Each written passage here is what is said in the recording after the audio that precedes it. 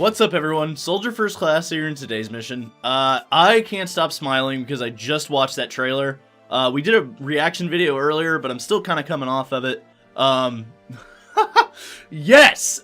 Sorry. Anyway, so we're going to be talking about it. We're going to be doing a breakdown today of the Final Fantasy VII Remake trailer that we just got for TGS 2019, and I had such a hard time writing this because I kept going back. I've watched the trailer like 5 or 6 times, and I just cannot control my excitement right now. Like, 6-year-old me is crying super hard right now on the inside.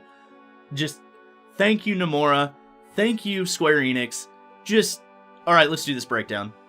So the trailer begins with Cloud coming in on the train, which is the iconic opening of the original. Then it changes to the front of the 7th Heaven, where Jesse, Barrett, Cloud, and Tifa are all being swarmed by the Watchmen of Fate. So even though we weren't sure what they were, this trailer confirms they are enemies, and they're likely related to Jenova and Sephiroth. It then transitions into a bike chase scene, and this is where things really get interesting. As the bike chase begins, we see a mysterious new character. He has his own custom bike, and is chasing the party of Cloud, Jesse, Biggs, and Wedge. He's got long blonde hair, and carries a Soldier First Class standard issue sword. It looks identical to the one that Angel and Zack used in Crisis Core. You can also see the Soldier logo if you look close enough here at his clothing. This new character is clearly part of the Soldier program, so I'm excited to see what role he will play. If you listen closely, you can hear Cloud say, "a soldier." So it's possible that he recognizes the outfit and sword, or he possibly knows who it is. In the original game, Soldier First Class members were all but extinct, and it didn't really make a lot of sense to me. There would have been other members besides the ones we know about, and Shinra would have wanted them to go after Avalanche. Whoever this guy is, I can't wait to see what effect he has on the game. I'm actually wondering if the ending will be changed, and this guy will be the final boss of the escape from Midgar. We then see a little moment between Cloud and Tifa as she begins reminiscing about asking Cloud for help. Then we get a really close-up look at Sephiroth, and what I assume is another hallucination by Cloud. It looks like they've polished Sephiroth up quite a bit, as he looks even more menacing here than ever before. If you watch closely, you can actually see Cloud nervously pull the Buster Sword. What's even more interesting, they went into so much detail that instead of clipping through the doorway, the sword actually gets caught and hinders Cloud's movement. It's details like this that will stand out, even as minor as it is. We also see something a little different as we see Cloud, Wedge, Jesse, and Biggs parachuting down into Midgar.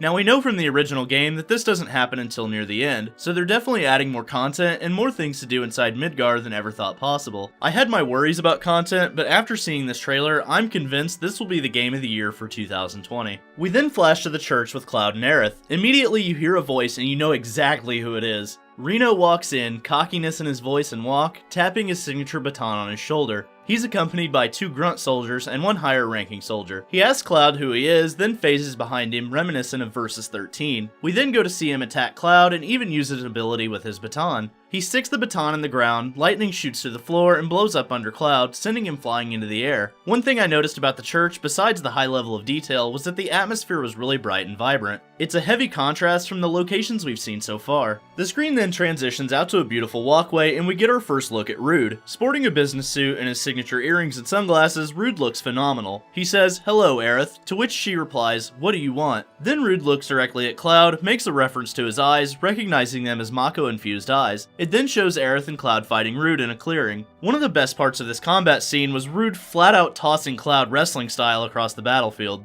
It also appears that party members will be affected by these attacks as well, as when Cloud was thrown into Aerith, she fell down and took damage. That's a nice little touch that means you'll have to be aware of your surroundings and what your opponents are capable of. Fast forward, and the most beautiful, angelic character to ever grace a video game walks into the frame. Showing off her wall market dress, Aerith walks slowly into view and she looks breathtaking. The detail they went into with her necklace, her hair ribbon, and the charms around her ankles was just insane. Then they showed Cloud's face up close as if he was blown away by her beauty. Well, guess what, buddy? That's all of us right now. I couldn't tell if you can see Cloud gulping or not, but I know I was, so I'm sure he was too. When it flashes back to Aerith, fireworks are going off behind her, and it just adds that little touch to the scene that really makes it wonderful. As you can see from behind Cloud, they're clearly in front of Don Corneo's mansion. Speaking of Don Corneo, he looked absolutely perfect. From the wavy mohawk, the pencil-thin mustache, to the open shirt showing off his chest hair, this guy just reeked of creepy. You could almost smell the overabundance of cologne he probably wears.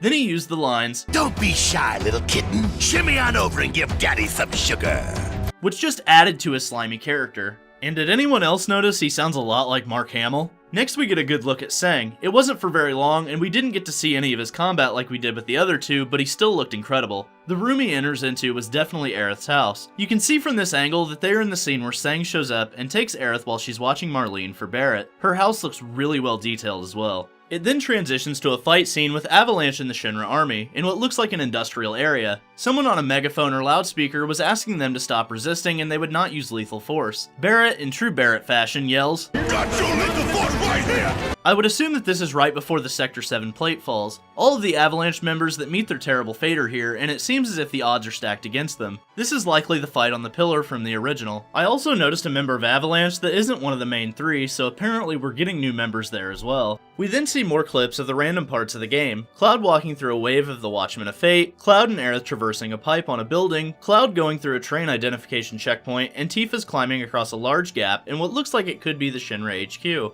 We then got a good look at the wall market minigames as we see Cloud doing squats and Tifa doing pull-ups. What's weird about the Tifa thing is that in the original, she was in Corneo's mansion when Cloud and Aerith are in Wall Market. I guess it's possible that you can go back to areas and do minigames after you've completed that area. If you notice when you look at the room, it's really bright and colorful and the sun is shining in. We've heard rumors of a day and night cycle, and I'm wondering if we'll actually be getting it. Seems like certain areas that were dark in the original are now getting freshened up with sunlight. Could just be the way the scenes are playing out, but I wouldn't rule it out either. On a side note, it appears that we can play darts with Cloud as we see here. So just like the original, there will be plenty of minigames to play when you're taking a break from the main story. With that, it means that we're likely going to have a wealth of side content to explore as well, and I hope they handle the side quests properly. Something small I noticed, but worth talking about, it appears that there will be destructible environments. Barret is seen here firing on a rock wall with his attack button now saying search. So either there are hidden chests and items behind this, or it's a way to advance them on the map that isn't completely obvious. I think we're seeing the beginnings of explorable map portions, and that's one of the things that I really wanted from this game. Also, it's worth noting that the triangle attacks are now back as they weren't there in the demo footage that we saw leaked. We also got to see status effects this time as Cloud was turned into a frog, mini buster sword and all. It makes me wonder if Barret will keep his gun arm, Aerith will just have a bow, and Tifa will just have a pair of gloves. I thought this was really well done and was happy to see it make a return, that is until we see this guy. As we can see here, Cloud is still able to attack in his frog form as we see his triangle attack turn into bubble breath. I actually really enjoy this as you were still able to attack in the original, you just did less damage. We then go out to a catwalk area where you fight the Airbuster and a large projection of President Shinra appears. He mentions that Avalanche are allies of Wutai and that Wutai and Shinra are sworn enemies. Heidegger then appears and says, "You still don't understand your role in this." So in my mind, this means that Wutai will play more of a role than it did in the past. It's possible that President Shinra plans to use Avalanche's involvement to create this image that they're working with Wutai. This would convince the people of Midgard to fear Wutai and Avalanche and enable some possible plans they may have in the area. We already know about the Wutai War, so it's possible they are using this as the last effort to rid the world of Wutai forever. It'll be interesting to see how all that plays out. So I almost didn't notice it when watching the trailer, but Aerith's combat is actually long range. If you watch here, her attack button is being pressed, but she's nowhere near the enemy. It would appear that she will be using magic of some kind that's unrelated to materia. Interesting to see because in the original she was a fairly weak physical attacker considering she was the white mage of the group.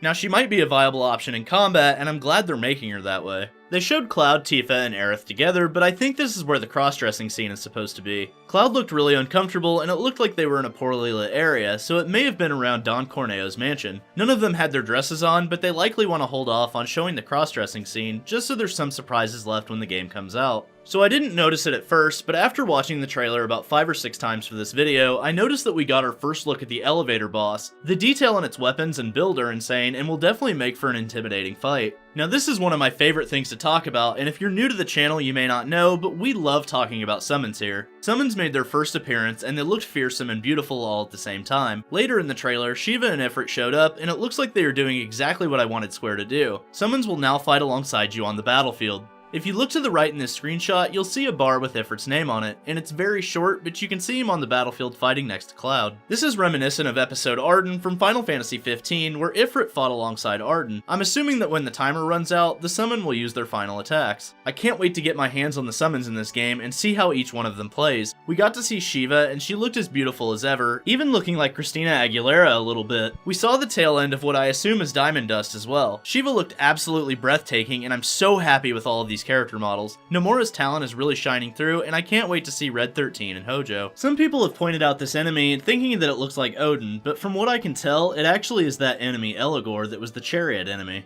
We then get to see another Reno fight, which appears to be the fight from the top of the pillar. I'm actually really excited for all of these different fights with the Turks. As Night Sky Prince pointed out in his reaction video, it had very strong Final Fantasy XV feelings to it, with it being similar to the Aranea and Noctis fight. Even with Nomura losing out on verses, it still feels like it influences everything he does. It's nice to see his dedication and passion to this project. The trailer ends with a very dark moment, but the atmosphere of the scene is eerily beautiful. With what is clearly the Sector 7 plate having fallen, we can see the damage and destruction it caused. From what we know of the original, this is where Cloud, Barret, and Tifa will be reflecting on their heavy losses and the losses of their friends Jesse, Biggs, and Wedge. It's one of those scenes where the tone is dark, but the beautiful colors help show that there are brighter futures ahead because of their sacrifices. Overall, Tetsuya Nomura is delivering with every single trailer and every single announcement. I, like many others, have had minor doubts about this project, but I don't anymore. Call me blind, call me stupid, but Final Fantasy VII Remake will be the 2020 Game of the Year. If done right, it may be even the game of the generation, much like its predecessor. There was a lot of detail in this trailer, and even a lot I'm sure I missed. I know for a fact we'll be getting a super in-depth breakdown from Vizuazath on his channel, so do me a favor, follow the link in the description below, subscribe to Viz, and tell him I sent you. Give him a warm Soldier First Class welcome. So what do you think, soldiers? Are you hyped for the Final Fantasy VII Remake?